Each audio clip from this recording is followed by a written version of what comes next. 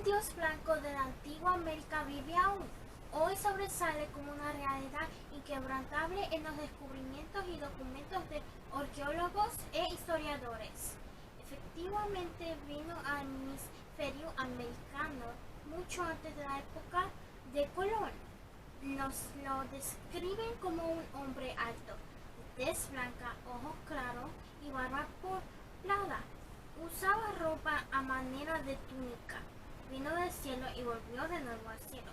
¿Y qué hizo cuando vino? Sanó a los enfermos, dio la vista a los ciegos, curó a los cojos, resucitó a algunos muertos, enseñó una manera mejor de vivir. Enseñó al pueblo a que se trataran unos a otros como querían que otros los trataran, que amaran al prójimo como a sí mismos, que siempre manifestaran bondad y caridad. Ese gran Dios blanco era Jesucristo, y mientras Jesucristo desempeñaba su ministerio terrenal entre los judíos, se refirió a otro cuerpo de creyentes, sus otras ovejas. Prometió ir a enseñarles. Esto lo cumplió en América. En la antigua América hubo profetas que ministraron, así como otros lo hicieron en Palestina y durante el mismo periodo. Estos profetas de la antigua América escriben su historia sagrada como lo hicieron sus contemporáneos en Palestina, y de esta manera se preparó otro tomo de la escritura sagrada, el Libro de Mormón, que así se conoce. Habla de los hechos de Dios en la antigua América, tal como la Biblia relata la historia sagrada del viejo mundo. El Libro de Mormón narra los hechos referentes a la venida de Dios blanco en América, después de su resurrección en Palestina. Elder Mark E. Peterson, Cristo en América. Yo sé que mi Salvador vive, que vino a América. Yo sé que el Libro de Mormón es verdadero, y yo sé que mi Salvador me ama, y dejo estas cosas con mucho amor en el nombre de Jesucristo. Amén.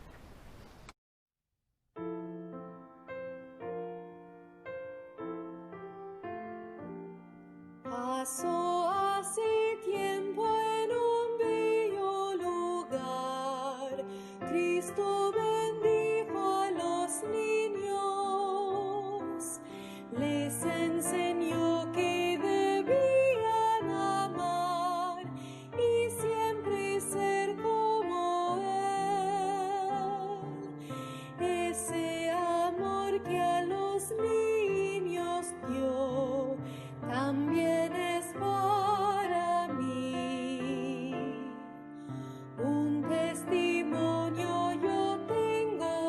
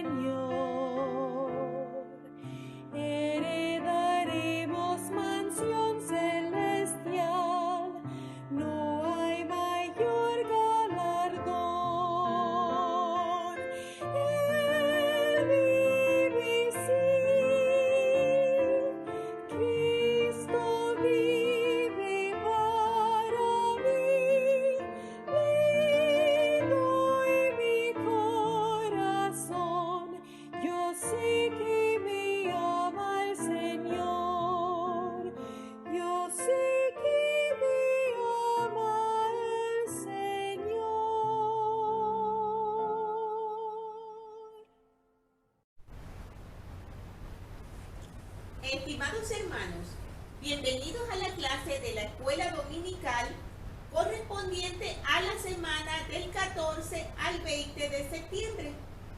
Nuestra clase se titula Levantaos y venid a mí. Continuamos con el libro de Tercero de Nefi, los capítulos del 8 al 11. El libro de Tercero de Nefi, hermanos, es muy especial porque incluye un acontecimiento muy importante, central y culminante del libro de Mormón. Y este acontecimiento es la visita de nuestro Salvador Jesucristo a las Américas. Algo muy importante que es indispensable que nosotros conozcamos, hermanos, para que podamos transmitirlo a otras personas y podamos también sentir ese gozo inmenso de haber sabido que nuestro Salvador no solamente estuvo en esas lejanas tierras de Jerusalén, sino que estuvo también aquí en América después de su resurrección. Tenemos entonces, hermanos, que en Tercero de Nefi nosotros vamos a ver muchas advertencias, pero también vamos a ver mensajes muy hermosos, edificantes y que nos van a proporcionar mucho ánimo en medio de las dificultades. Tenemos un mensaje muy hermoso del presidente Eldon Tanner que se titula Cristo en América. Es un mensaje que analiza de una forma muy especial la visita de nuestro Salvador entre los nefitas. Tenemos entonces que él menciona que hay una escritura que tenemos que recordar muy especialmente cuando estudiemos estos capítulos. Y esta escritura es en Ezequiel capítulo 37, los versículos del 16 al 17. Y dice: Hijo de hombre, toma ahora un palo y escribe en él para Judá y para los hijos de Israel, sus compañeros. Toma después otro palo y escribe en él para José, palo de Efraín, y para toda la casa de Israel, sus compañeros. Júntalos luego el uno con el otro para que sean uno solo, y serían uno solo en tu mano. Conociendo el contenido de esos libros, sabemos que la escritura se refiere a la Biblia y al libro de Mormón. Cuando sabemos la forma en que se dio a conocer al mundo el libro de Mormón, en realidad fue un ángel el que le entregó a José Smith los registros cuya traducción dio lugar al libro de Mormón. Se hace evidente el significado de las palabras expresadas por Juan el Revelador cuando dijo: Vi volar por en medio del cielo a otro ángel que tenía el evangelio eterno para predicarlo a los moradores de la tierra, a toda nación, tribu, lengua y pueblo, diciendo a gran voz: Temed a Dios y dadle gloria, porque la hora de su juicio ha llegado, y adorad a aquel que hizo el cielo y la tierra, el mar y las fuentes de las aguas. Apocalipsis 14, versículos del 6 al 7. El Salvador hizo la siguiente declaración tal como está registrada en Juan: También tengo otras ovejas que son de este redil. Aquellas también debo traer y oirán mi voz, y habrá un rebaño y un pastor. Juan 10, 16. El Señor, hermanos, no iba a presentarse, iba a ofrecer ese gozo tan grande de recibir sus enseñanzas solamente a una parte. El Señor siempre ha querido que su palabra llegue a todos y cumplió sus promesas, como hemos aprendido en otras clases, que el Señor siempre cumple sus promesas. Y entonces también vino a esta hermosa tierra de las Américas, como mencionaba mi hija al principio de la clase. Ella hablaba de un Dios blanco. Ese Dios blanco era del que hablaban los pueblos antiguos. Cuando las primeras personas, antes de Colón, incluso cuando llegaron a las Américas, se encontraron con que ya aquí había un conocimiento religioso, ya aquí había una fe, hablaban de un Dios blanco. Y ese Dios blanco era el Salvador Jesucristo, a quien ellos se referían. Y esas tradiciones se mantuvieron muy fuertes, se pasaban de generación a generación. Incluso cuando habían esas dificultades tan fuertes entre los pueblos, que habían esa guerra, aunque los padres no estuvieran en sus hogares, las madres transmitían a sus hijos ese conocimiento. Incluso se menciona entre las partes históricas que el gran Montezuma, cuando fue puesto como rey, los sumos sacerdotes le dijeron: este es tu trono hasta que venga el verdadero rey, el gran Dios blanco, y se referían a Jesucristo. Entonces, por lo tanto, como nos dice el presidente Tanner, se hace evidente el motivo por el cual el Salvador, después de su crucifixión y resurrección, vino al hemisferio occidental, rodeado de las señales y maravillas que habían sido predichas, para que los pueblos de este continente pudieran contar con las mismas oportunidades de aprender y vivir el Evangelio que tuvieron los pueblos del antiguo continente, aquellos entre quienes él vivió en su estado mortal. No creo que exista otro pasaje de las Escrituras donde se encuentre más hermosamente relatado el registro de la relación de Dios con el hombre que lo que podemos leer en el libro de Tercer Nefi. Recomiendo que todos lo leáis. Ciertamente que no encontraremos nada más que algunas advertencias y hermosas enseñanzas, que si se aceptan y se viven podrán lograr más que cualquier otra cosa para proporcionar la paz y la felicidad al mundo y al individuo que esté dispuesto a seguirlas. Aquí es donde podemos encontrar las explicaciones a muchas preguntas que han quedado sin contestar en la Biblia. En Tercer Nefi podemos encontrar más información adicional y en forma más detallada de la que nos proporcionan los 4 evangelios del Nuevo Testamento, preservando en forma indeleble las doctrinas, enseñanzas y misericordia del Señor. Ese es el motivo por el cual hay muchas personas que se refieren al libro de Tercer Nefi como el 5º evangelio. Tenemos entonces, hermanos, que muchas veces todas esas cosas referentes a la visita del Salvador a las Américas, muchos las han considerado como algo incierto, como una fantasía, como algo que no ocurrió. Tenemos que el Elder Tanner nos dice: y sucedió que construyeron muchas ciudades nuevas y se repararon muchas de las antiguas.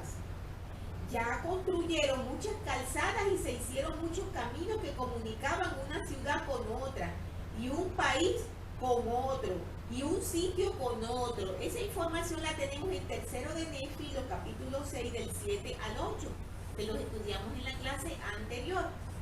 Si se recuerdan, nosotros mencionamos aquella estrategia tan brillante que la Coneo hizo cuando unió a los nefitas y a los lamanitas para que pudieran defenderse de los ladrones de Gadiantón.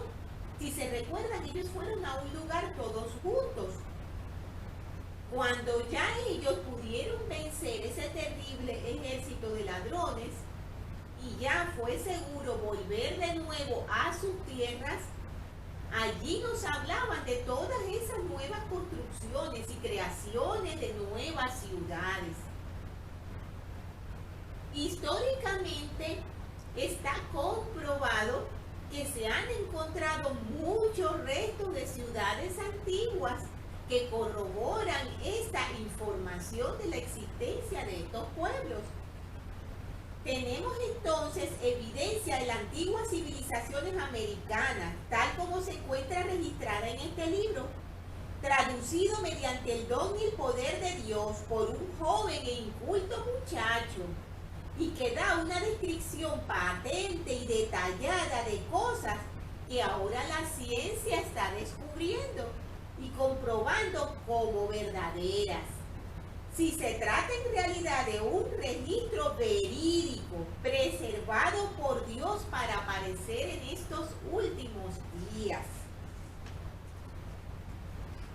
Tenemos entonces, hermanos, que recordemos cómo los nefitas constantemente repetían aquel ciclo de iniquidad, ¿verdad, hermanos? Ellos sabían que al no atender las advertencias de los profetas, ellos más adelante caerían en desgracia, pero se negaban a reconocerlo y siempre buscaban el camino opuesto hacia lo que se les estaba enseñando al ensalzarse en su orgullo, en sus riquezas, en el poder, en la iniquidad que con tanta facilidad el adversario sembraba en sus corazones. Tenemos que el Elder Tanner en este mensaje nos dice: aquí se pone de manifiesto otra gran lección. A través de la historia eclesiástica encontramos que aquellos que rechazaron a los profetas y no se arrepintieron de sus maldades fueron afligidos por calamidades que les hicieron llorar y sufrir, así como se apesumbraron por no haber obedecido las advertencias de los profetas. De eso vamos a escuchar en los capítulos que vamos a estudiar hoy. Sabemos que Cristo fue crucificado y que algunos de sus apóstoles fueron perseguidos por tratar de establecer el reino de Dios e impulsar a la gente al arrepentimiento y a un mejor y más feliz modo de vida. En la actualidad se está repitiendo la historia. El mundo está rechazando los mensajes de los profetas de Dios. De esto hablamos la semana anterior y me gustaría repetir este mensaje. ¿No es acaso cierto que existe el lloro y el lamento en todo el mundo porque los hombres están en guerra? ¿No existe acaso entre nosotros aquellos que se lamentan por los errores de la juventud y por las tragedias que les sobrevinieron como consecuencia de sus imprudencias con el alcohol, el tabaco, las drogas y otras cosas prohibidas? ¿Cuántos hay entre nosotros que se lamentan como consecuencia de la delincuencia existente en nuestras comunidades?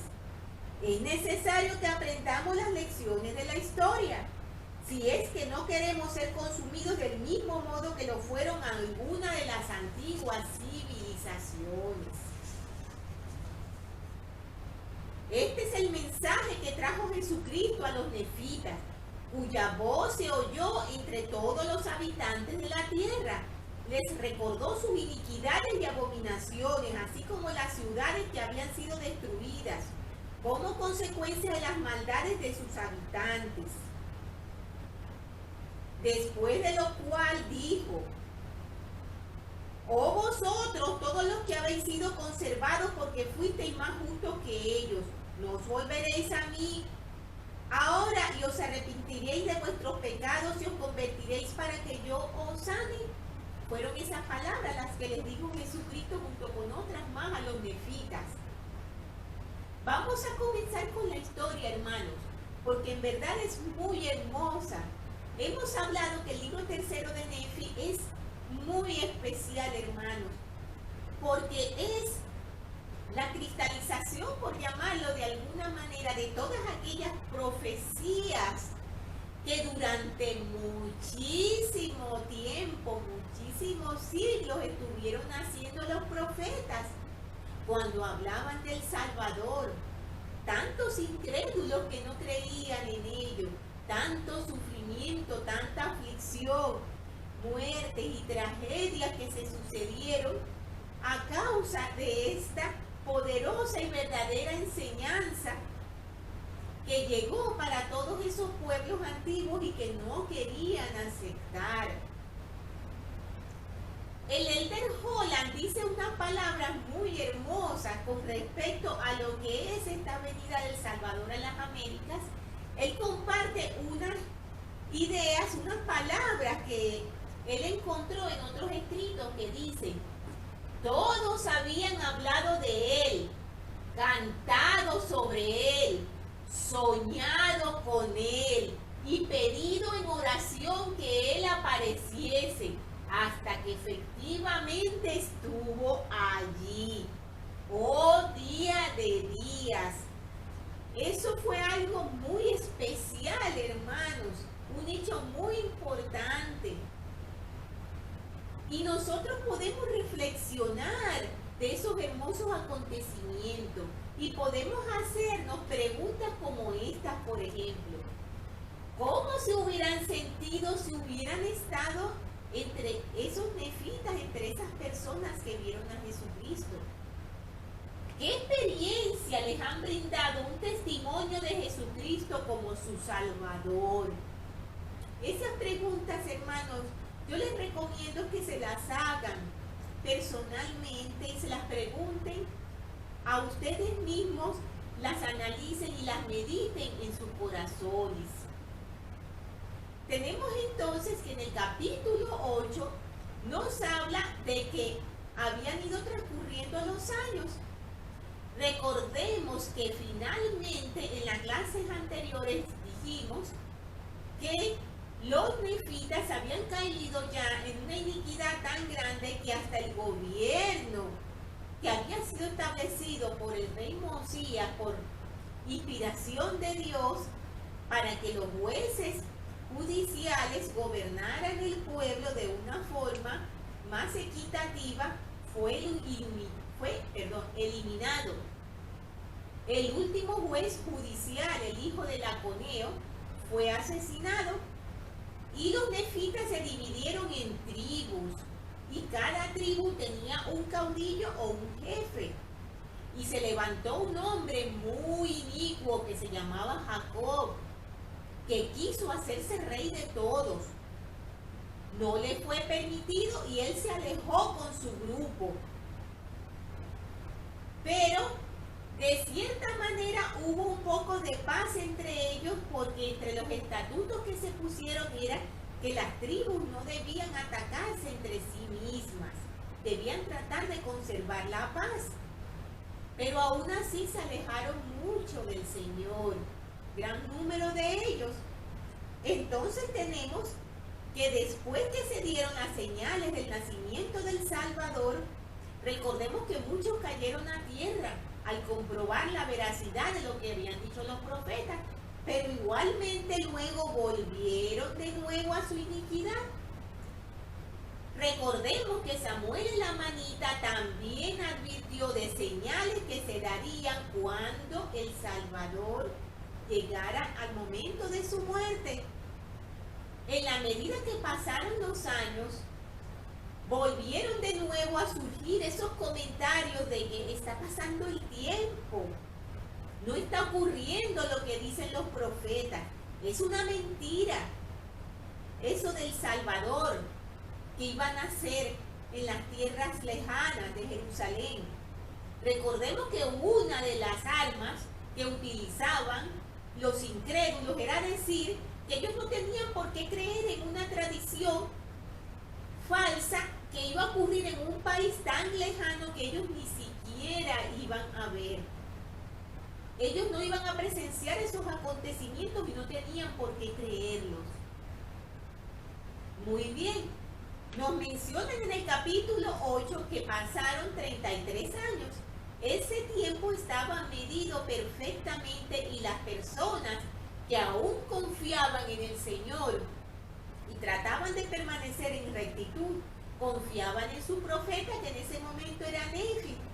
Sabían que era un hombre justo y recto y que él estaba midiendo el tiempo correctamente.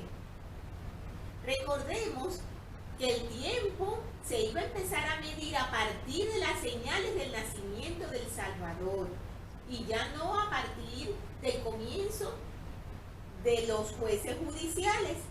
Entonces, habían transcurrido ya 33 años. Y comenzando el año 34, empezaron a sucederse esas terribles señales de las que habló Samuel en la manita. Se presentaron unas tormentas terribles, como nunca se habían visto. Nos hablan de rayos, de relámpagos, de terremotos muy fuertes. La faz de la tierra cambió totalmente. La gran ciudad de Saraegla fue quemada. La ciudad de Moroni quedó sepultada y formando una montaña. La ciudad de Moronía se hundió por completo en el océano. Y nos explican allí una serie de detalles de todo lo que estaba ocurriendo. Y dicen que hubo una destrucción aún más fuerte en las tierras del norte. Recordemos que esas tierras estaban maldecidas a causa del amor que tenían y el orgullo que tenían por las riquezas. Hablan de torbellinos que se llevaban a las personas, que atacaban a las tierras con gran ferocidad. Dicen que eso duró unas 3 horas, pero era tanta la intensidad de esos desastres naturales que las personas pensaban que había sido por muchísimo más tiempo. Entonces nos dice que hubo también un vapor de tinieblas y ese vapor cubrió a la tierra de oscuridad. Nos dice que la oscuridad era tan extrema que incluso no había manera de iluminar. Aun cuando se encendieran velas no se podía hacer, tampoco se podían encender fogatas, no podía haber luz, eran días de oscuridad. No había sol, ni estrellas, ni luna, ni nada que iluminara la tierra. Entonces nos hablan de grandes gemidos en el pueblo. La gente empezó a entristecerse grandemente por todas las tragedias y empezaron a decir, hermanos, palabras que muchas veces a nosotros mismos nos vienen a la boca cuando estamos en terribles dificultades, ¿verdad? Cuando nos damos cuenta que nos hemos equivocado, que quizás nos hemos alejado del camino. Tenemos que las personas decían, ay, si hubiéramos hecho caso de los profetas, si hubiéramos escuchado sus advertencias, tal vez nuestros hermanos, nuestras familias, nuestros hijos no hubieran muerto en estas terribles desgracias. Ellos decían y se lamentaban grandemente por no haberse arrepentido a tiempo, al ver todas estas desgracias que se estaban ocurriendo. Y es un comportamiento, hermano, que es muy parecido al que ha ocurrido en otras circunstancias también contadas en las Escrituras. Recordemos cuando vino el diluvio. ¿Cuántas personas no se burlaron de Noé? ¿Y cuántas personas luego lloraron, se desesperaron y se arrepintieron de no haber hecho caso a las advertencias del profeta? Tenemos que en el capítulo 9 nos empiezan a hablar de algo muy importante y nos dice que en el versículo 1, y se sucedió que se oyó una voz entre todos los habitantes de la tierra, por toda la superficie de esta tierra, clamando, ¡ay, ay, ay de este pueblo, ay de los habitantes de toda la tierra, a menos que se arrepientan, porque el diablo se ríe y sus ángeles se regocijan, a causa de la muerte de los bellos hijos e hijas de mi pueblo. Y es por motivo de sus iniquidades y abominaciones que han caído. Era la voz del Salvador Jesucristo hablándole a los nefitas. Tenemos que él habla de toda esa destrucción que se sucedió en las ciudades y se da un relato bastante detallado de las palabras que él dijo. Y les dijo, y he hecho que vengan muchas grandes destrucciones sobre esta tierra y sobre este pueblo a causa de su iniquidad y sus abominaciones. Vamos a ver un poco acerca de todas esas cosas que se presentaron en el pueblo entre los nefitas y todas esas señales de las que habló Samuel en la manita, porque tienen significado, hermanos. Tenemos, por ejemplo, la parte que nos habla de los 3 días de oscuridad. Los 3 días de oscuridad representan la muerte de Jesucristo, que es la luz y la vida del mundo. Mormón recalcó que los 3 días de oscuridad fueron una señal que se dio al morir el Salvador. Durante ese lapso de oscuridad, el cuerpo de Jesucristo, la luz del mundo, yacía en el sepulcro. El día de su resurrección, una vez que Jesucristo hubo vencido a la muerte, volvió la luz a las personas de América, lo cual representaba la victoria de Cristo sobre la muerte y la oscuridad. Tenemos pues también las importantes enseñanzas acerca del rechazo hacia los profetas, como hemos leído antes, y todas las desgracias y las dificultades que llegan no solamente a esos pueblos antiguos, sino a nosotros cuando desoímos los consejos de los profetas. Entonces tenemos también que cuando el Salvador dirigió esas palabras al pueblo, él le habló también de aquellos que aún estaban tratando de seguir un camino de rectitud. Y les dice, oh vosotros, esto en el capítulo 9, versículo del 13 en adelante. Oh vosotros, todos los que habéis sido preservados, porque fuisteis más justos que ellos, ¿no os volveréis a mí ahora? Y os arrepentiréis de vuestros pecados y os convertiréis para que yo os sane. Sí, en verdad os digo que si venís a mí tendréis la vida eterna. He aquí, mi brazo de misericordia se extiende hacia vosotros, y a cualquiera que venga yo lo recibiré. Y benditos son los que vienen a mí. He aquí soy Jesucristo, el Hijo de Dios. Yo creé los cielos y la tierra y todas las cosas que en ellos hay. Era como el Padre desde el principio. Era con el Padre desde el principio. Yo soy en el Padre y el Padre es en mí. Y en mí ha glorificado el Padre su nombre. Vine a los míos y los míos no me recibieron. Y las escrituras concernientes a mi venida se han cumplido.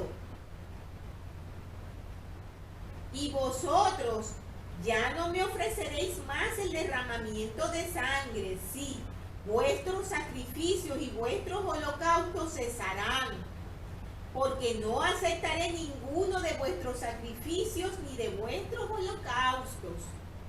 Y me ofreceréis como sacrificio un corazón quebrantado y un espíritu contrito. Y al que venga a mí con un corazón quebrantado y un espíritu contrito, lo bautizaré con fuego y con el Espíritu Santo, así como los lamanitas fueron bautizados con fuego y con el Espíritu Santo, al tiempo de su conversión, por motivo de su fe en mí, y no lo supieron. He aquí, he venido al mundo para traer redención al mundo, para salvar al mundo del pecado. Por tanto, al que se arrepintiere y viniere a mí como un niño pequeñito, yo lo recibiré, porque de los tales es el reino de Dios. He aquí, por estos he dado mi vida y la he vuelto a tomar. Así pues, arrepentíos y venid a mí, vosotros extremos de la tierra, y sed salvos. Entonces, tenemos allí unas palabras muy hermosas del Salvador, hermanos, que nos llenan de ánimo. Él nos dice, todos aquellos que se arrepientan, todo eso con un firme propósito en nuestros corazones, Él nos dice que nos va a recibir. Una de las hermosas lecciones que aprendemos en esta clase, hermanos, es que si nos arrepentimos, el Salvador nos juntará, nos protegerá y nos sanará. El Señor precisa de un corazón quebrantado y un espíritu contrito, como hemos leído. Entonces, Él nos dice, si venís a mí, nos dice en los versículos que hemos leído. El Elder Holland explicó el significado de esta invitación y cómo se aplica a nuestra vida. Venid, dice Cristo, con amor, venid en pos de mí. A donde quiera que vayas, primeramente ven y ve lo que yo hago, en dónde y cómo paso mi tiempo. Aprende de mí, camina conmigo, habla conmigo y cree. Escúchame orar y encontraréis respuestas a tus propias oraciones. Dios dará descanso a tu alma. Ven, sígueme. Tenemos entonces, hermanos, también que Él habló de un corazón quebrantado y un espíritu contrito, ¿verdad? Pero también habló de algo muy importante y era del sacrificio y los holocaustos, que desde la antigüedad se cumplían al sacrificar animales y ofrecerlos en un altar. Estos sacrificios comenzaron desde la época de Adán. Fue a él al primero al quien se le dio ese mandato de hacer sacrificios y holocaustos.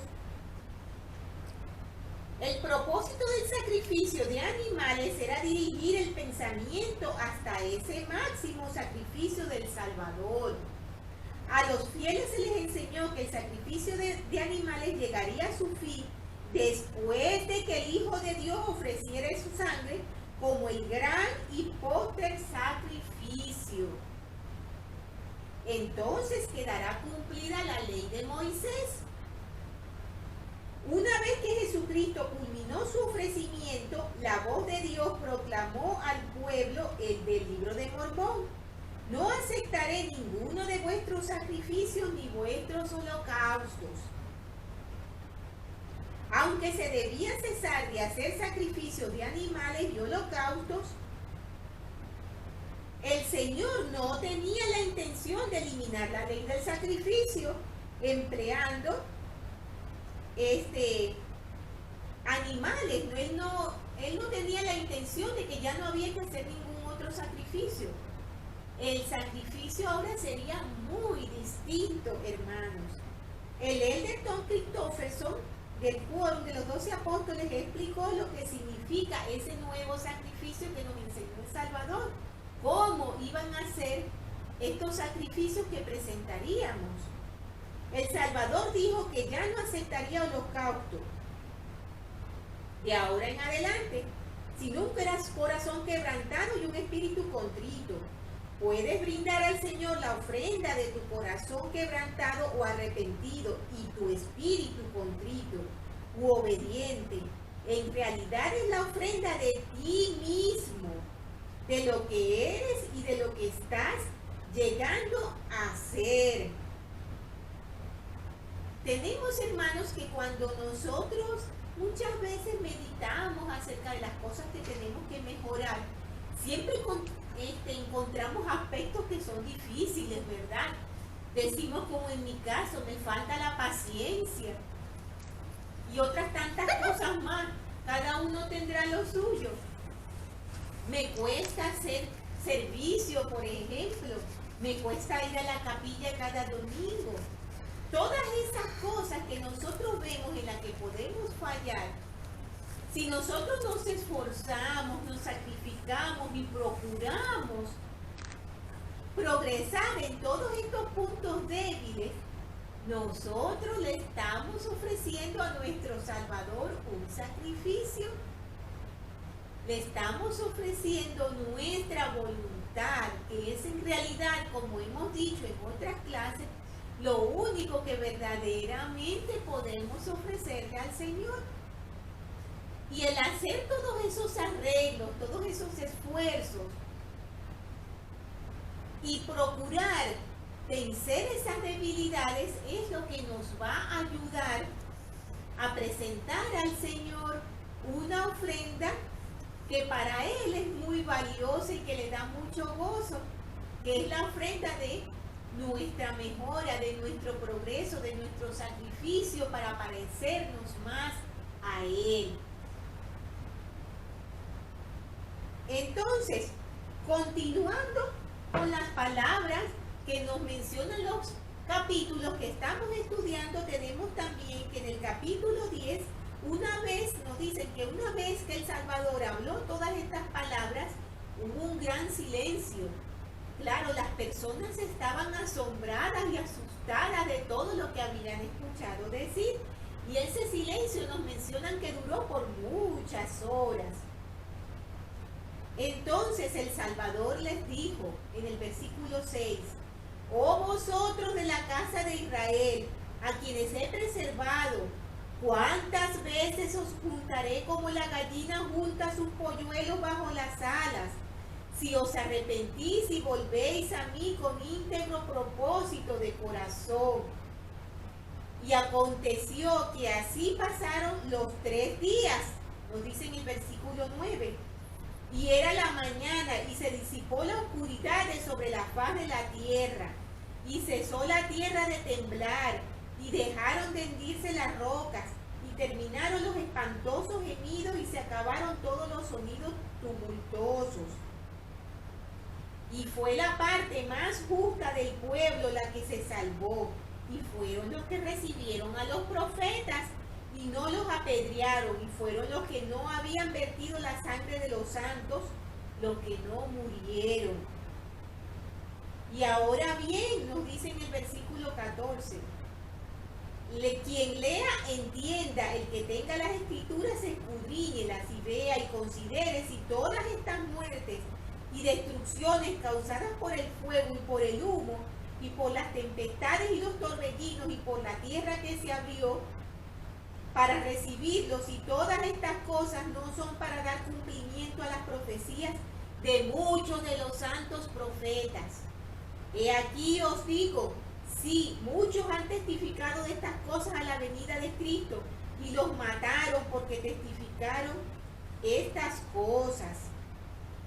Tenemos entonces, hermanos, las dulces palabras del Salvador, que a mí en mi corazón me llegaron profundamente, porque pienso y siempre recuerdo las palabras del rey Lamoni cuando dijo, ¿cuánto aguanta nuestro Padre Celestial nuestras iniquidades, verdad? A veces cuando sobrevienen estas desgracias y esas cosas como las que pasaron allí, siempre pensamos qué duro es el Señor, qué terrible es su ira. Hermanos, Él nos aguanta demasiado y aún así mi corazón se llena de gozo y a la vez un poco de tristeza por tantos fallos que nosotros tenemos y que muchas veces no nos esforzamos en corregir, siendo que Él dulcemente nos dice, A todos los que se arrepientan, yo los recibiré. Esas palabras que habló el Salvador acerca del recogimiento, de cuántas veces Él ha tratado de juntar el pueblo de Israel bajo sus alas como una gallina junta a sus polluelos, son unas palabras muy hermosas, porque es verdad.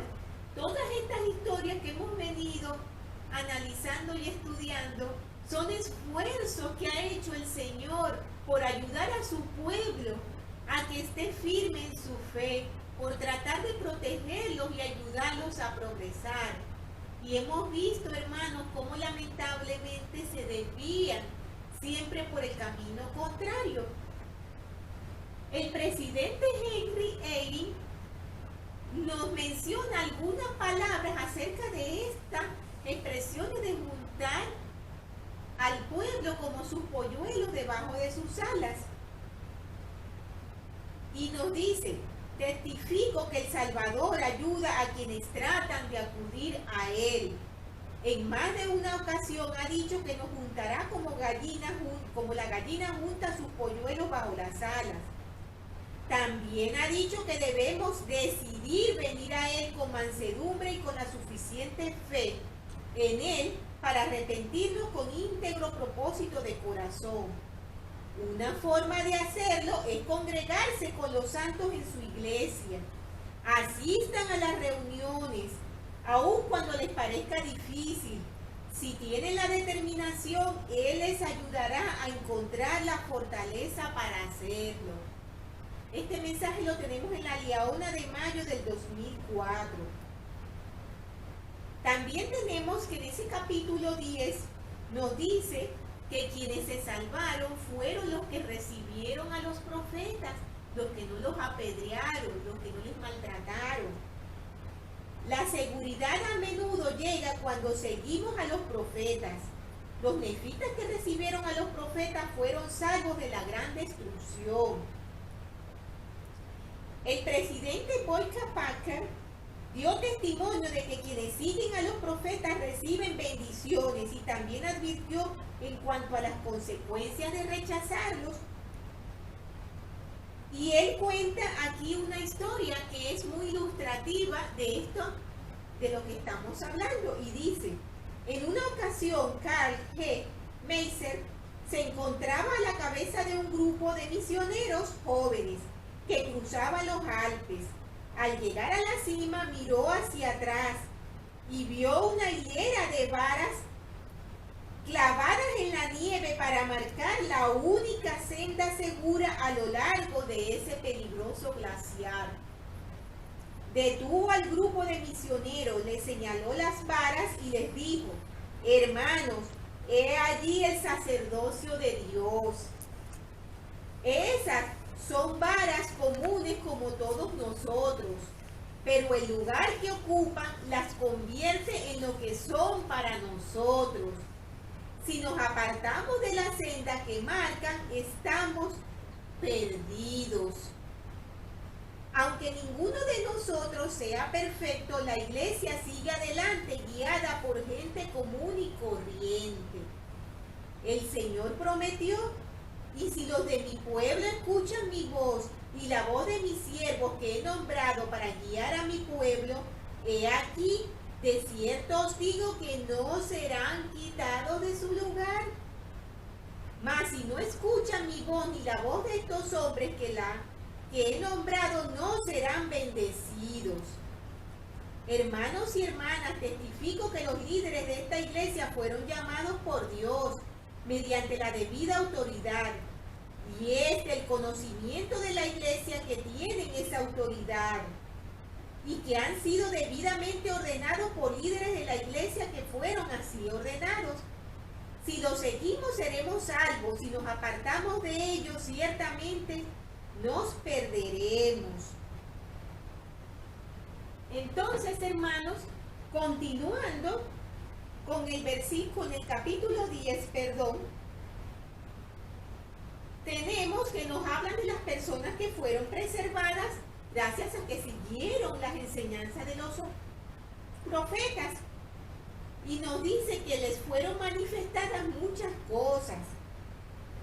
Nos dice, y sucedió que la conclusión del año 34, he aquí os mostraré que a los del pueblo de Nefi que fueron preservados, y también a aquellos que habían sido llamados lamanitas, que habían sido preservados, les fueron manifestados grandes favores, y se derramaron grandes bendiciones sobre su cabeza, al grado que poco después de la ascensión de Cristo al cielo, Él verdaderamente se manifestó a ellos, mostrándoles su cuerpo y ejerciendo su ministerio a favor de ellos.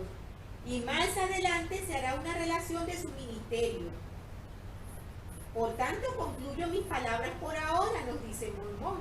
Entonces tenemos en el capítulo 11 unos hechos muy fuertes e importantes, hermanos.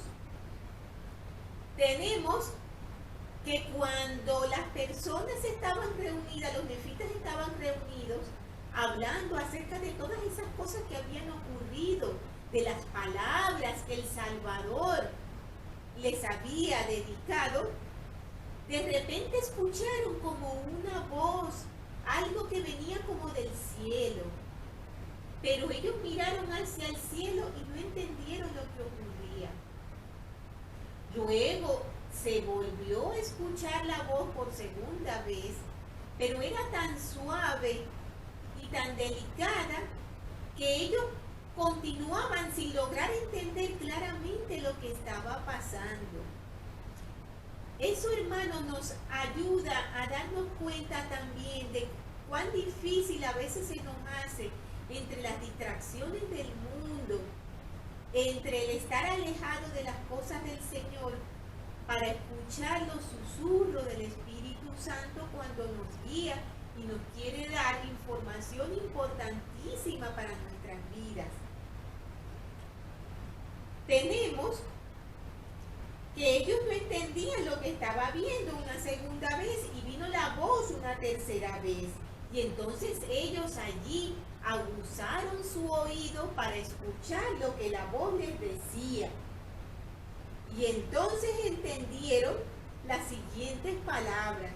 En el versículo 7 del capítulo 11 las tenemos y dice: He aquí a mi Hijo amado, en quien me complazco, en quien he glorificado mi nombre, a él oír. Vieron a un hombre que descendía del cielo y estaba vestido con una túnica blanca, y descendió y se puso en medio de ellos. He aquí, yo soy Jesucristo, de quien los profetas testificaron que vendría al mundo. Y he aquí, soy la luz y la vida del mundo. Y he bebido de la amarga copa que el Padre me ha dado. Y he glorificado al Padre, tomando sobre mí los pecados del mundo, con lo cual me he sometido a la voluntad del Padre en todas las cosas desde el principio. Y ocurrió que les habló el Señor diciendo: levantaos y venid a mí, como dice el título de nuestra clase, para que metáis vuestras manos en mi costado y para que también palpéis las marcas de los clavos en mis manos y en mis pies, a fin de que sepáis que soy el Dios de Israel y el Dios de toda la tierra, y que he sido muerto por los pecados del mundo. Hosana, bendito sea el nombre del más alto Dios. Y cayeron a los pies de Jesús y lo adoraron. Nos menciona que Jesús le dijo a Nefi que se acercara, y entonces Nefi se postró a los pies del Señor y le besó los pies. Y el Señor le dijo: te doy poder para que bautices a los de este pueblo cuando yo haya ascendido al cielo otra vez. Y además el Señor llamó a otros y les habló de igual manera y les dio poder para bautizar, y les dijo: de esta manera bautizaréis y no habrá más disputas entre vosotros. Recordemos, hermanos, que entre el pueblo nefita siempre habían discusiones y discordias. Siempre había alguien que decía algo contrario a lo que estaba establecido. Siempre había alguien que no estaba de acuerdo con las cosas del Señor. Y entonces él dijo, no habrá más disputa entre vosotros. De cierto os digo que quienes se arrepientan de sus pecados a causa de vuestras palabras y deseen ser bautizados en mi nombre, de esta manera los bautizaréis. He aquí, descenderéis y estando de pie en el agua, en mi nombre los bautizaréis. Y he aquí, estas son las palabras que pronunciaréis, llamándolos por su nombre, diciendo, habiéndoseme dado autoridad de Jesucristo, yo te bautizo en el nombre del Padre, y del Hijo, y del Espíritu Santo. Amén. Y entonces los sumergeréis en el agua y saldréis del agua. Y según esta manera bautizaréis en mi nombre, porque he aquí, de cierto os digo que el Padre y el Hijo y el Espíritu Santo son uno. Y yo soy en el Padre y el Padre en mí. Y el Padre y yo somos uno. Porque en verdad os digo que aquel que tiene el espíritu de contención no es mío, sino es del diablo, que es el padre de la contención, y él irrita los corazones de los hombres, para que contiendan con ira unos con otros. He aquí, esta no es mi doctrina, agitar con ira el corazón de los hombres el uno contra el otro. Antes bien, mi doctrina es esta, que se acaben tales cosas. He aquí, en verdad os digo que os declararé mi doctrina, y esta es mi doctrina, y es la doctrina que el Padre me ha dado, y yo doy testimonio del Padre, y el Padre da testimonio de mí. Y el Espíritu Santo da testimonio del Padre y de mí. Y yo testifico que el Padre manda a todos los hombres en todo lugar que se arrepienta y crean en mí. Y cualquiera que crea en mí sea bautizado, éste será salvo. Y son ellos los que heredarán el reino de Dios. Y quien no crea en mí, ni sea bautizado, será condenado. De cierto os digo que esta es mi doctrina. Y del Padre yo doy testimonio de ella. Y quien en mí cree, también cree en el Padre. Y el Padre le testificará a él de mí, porque lo visitará con fuego y con el Espíritu Santo. Y también os digo que debéis arrepentirnos y volveros como un niño pequeñito y ser bautizado en mi nombre, o de ninguna manera recibiréis estas cosas. Él les repetía, hermano, constantemente que tenían que arrepentirse. Y les repetía que esa era su doctrina. Esa doctrina maravillosa, hermano, que nosotros hemos escuchado tanto cuando aprendemos el Evangelio, que nos repiten nuestros misioneros cuando nos están enseñando al principio. La fe, el arrepentimiento, el bautismo por inmersión, el don del Espíritu Santo y perseverar hasta el fin. Dice, de cierto os digo que esta es mi doctrina, y los que edifican sobre esto edifican sobre mi roca, y las puertas del infierno no prevalecerán contra ellos. Y quienes declaran más o menos que esto y lo establezcan como mi doctrina, tales proceden mal y no están fundados sobre mi roca, sino que edifican sobre un cimiento de arena, y las puertas del infierno estarán abiertas para recibirlos cuando vengan las inundaciones y los azoten los vientos. Por tanto, id a este pueblo y declarad las palabras que he hablado hasta los extremos de la tierra. Vemos, hermanos, que el Salvador les mandó a proclamar el Evangelio, y eso no solamente fue a ellos, ese es un mandamiento que tenemos todos nosotros. Cada uno de los miembros de esta iglesia, hermanos, es un misionero, aunque no tengamos la plaquita negra. Todos nosotros tenemos el mandamiento de llevar la palabra de Dios a todas las personas que podamos. Analizando un poco lo que hemos hablado en esos versículos del capítulo 11, tenemos la enseñanza de que tenemos que tener nuestro oído y nuestro corazón muy preparado, hermano, y atento a los susurros del Espíritu para poder escucharlo. Nos dice el Elder Oaks algo muy interesante. Nos dice, el espíritu no atrae nuestra atención por medio de gritos ni de sacudidas bruscas. Por el contrario, nos susurra, nos acaricia tan tiernamente que si nos encontramos demasiado enfrascados en nuestras preocupaciones, quizás no lo percibamos en absoluto. Con razón nos fue revelada la palabra de sabiduría, ya que ¿cómo podría un borracho o un adicto sentir una voz así? Tenemos también, hermanos, que el Salvador nombró que Él tomó la amarga copa, ¿verdad? Eso también tiene un significado. El presidente James Faust enseñó que seguir el ejemplo del Salvador durante las dificultades nos ayuda a resistir nuestras propias amargas copas. Muchos miembros, cuando beben de la amarga copa que llega hasta ellos, creen en forma equivocada que ésta pasa de largo para otras personas. En sus primeras palabras a la gente del continente occidental, Jesús de Nazaret habló intensamente de la amarga copa que el Padre le había dado. Toda alma tiene que beber algo de amargura.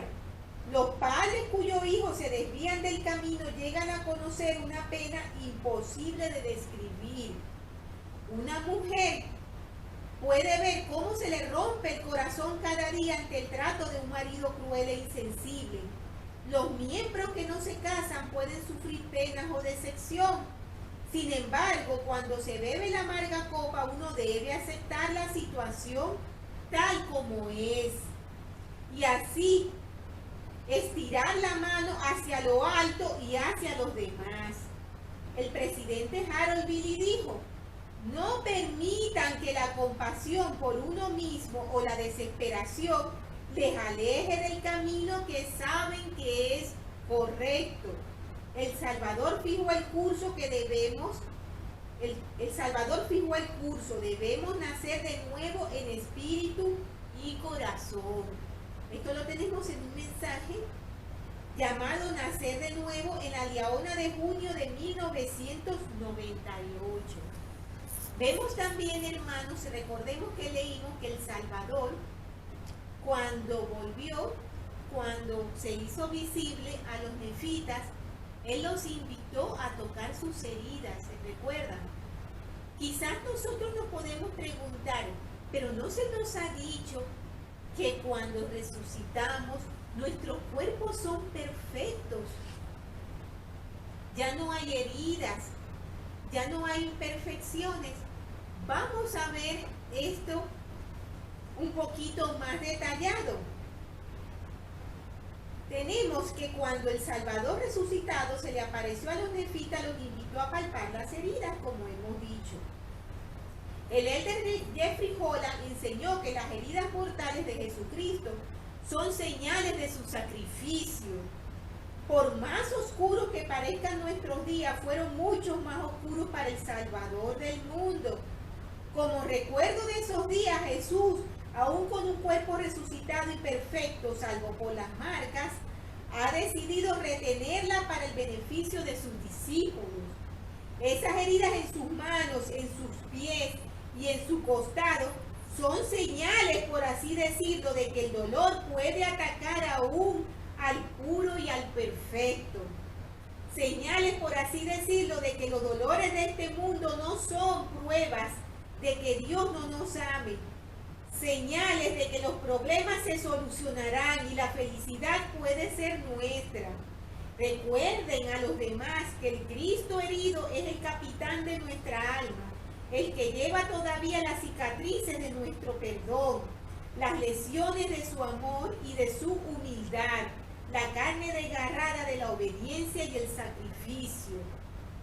Esas marcas son la forma principal en que los reconoceremos cuando venga. Puede que nos invite, como invitó a otro, a verlas y a palparlas. Si no lo hicimos antes, con seguridad en ese momento, recordaremos junto con Isaías que fue por nosotros que un Dios fue despreciado y desechado. varón de dolores y experimentado en quebranto, que herido fue por nuestras transgresiones, molido por nuestras iniquidades. El castigo de nuestra paz fue sobre él, y por sus heridas fuimos nosotros sanados. Ese mensaje, hermano, lo tenemos titulado como Enseñando, Predicando y Sanando, en la Liaona de enero del 2003. También hablamos de unas palabras que dijeron, Hosana, Hosana, dijeron con gran gozo. El término Hosana es la transliteración de un vocablo hebreo de súplica, que en esencia significa, oh, concédenos salvación. Evidentemente la gente pedía que el Salvador le enseñara el camino hacia la salvación, de manera que no es de sorprenderse que él inmediatamente les enseñara los principios y las ordenanzas básicas del Evangelio. Hablamos también de su doctrina, ¿verdad? Nefi dedicó bastante tiempo a describir lo que él llamó la doctrina de Cristo. Incluyó la fe, el arrepentimiento, el bautismo, el Espíritu Santo, el estudio de las Escrituras y el perseverar hasta el fin en su lista de doctrinas de Cristo. Posteriormente, cuando el Señor visitó al pueblo del Libro de Mormón, él repitió esos mismos principios y los llamó mi Evangelio. Estos principios nos hacen recordar el artículo de fe, o los artículos de fe del 1 al 4, que dice, creemos que los primeros principios y ordenanzas del Evangelio son, primero, fe en el Señor Jesucristo, segundo, arrepentimiento, tercero, bautismo por inmersión para la remisión de los pecados, cuarto, imposición de manos para comunicar el don del Espíritu Santo. Es realmente hermoso, hermanos, poder leer estos versículos maravillosos del tercero de Nefi y que sepamos que esas maravillosas palabras que se dicen en ese día tan especial cuando fuimos bautizados no son un invento del hombre. No es algo que nuestro presidente de la iglesia o nuestro obispo determinó que se dijera para bautizarnos. Son las palabras que nuestro Salvador estableció que debían decirse para el bautismo. Y como lo dijo él, no más discordias con respecto a su doctrina, porque él la dio con extrema claridad, hermanos.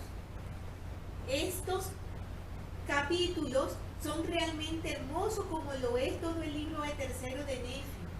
No podemos ahondar en detalles perfectos de todo, hermano, pero yo les recomiendo de verdad que los lean con detenimiento, con meditación y con reflexión, porque son realmente hermosos y alentadores. Cristo siempre nos está esperando como Él nos lo dice. Yo sé sin ninguna duda, hermanos, que esta es la iglesia verdadera. Sé que nuestro Salvador vive, que nuestro Padre Celestial vive y que nos ama.